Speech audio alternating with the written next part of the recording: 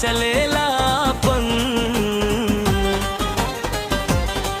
जेकरा डर बाटे मौत के उहे हमके मानेला गार्जियन। मसूदन यादव नाम बा, जरा आँख खोल के देख हमारे हुक्म न मानी जे, ओकर जिंदगी खेल खत्म बुझस। अरे इलाका आपन बा और आपन चलेला राज।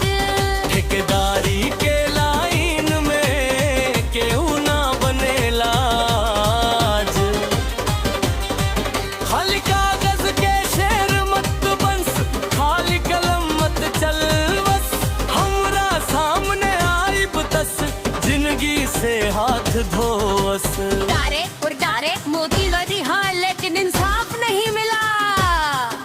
इंसाफ विशाफ हम ना जानत, हारा दस खाली माचारी। जे काम रुकवा दे हमारो, कर जिंदगी बेहाल जारी। हमार बात सुन, बात मानना, तस अंजाम बुरा होई। हम जब बोली तो सब चुप रही, खाली हमार आवाज सुनाई।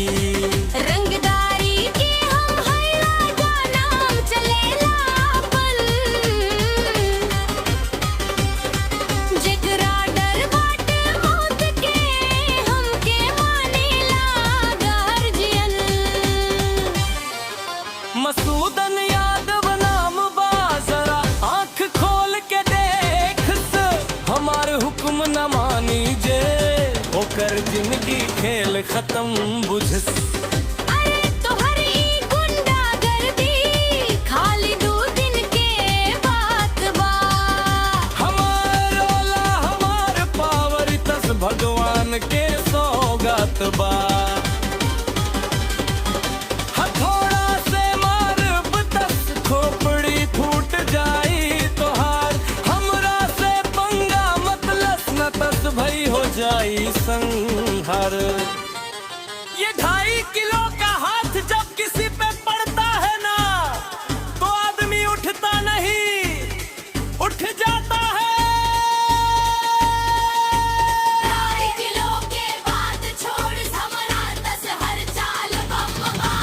एक फूंक में उड़ा दे मैं हार दम खम्बा।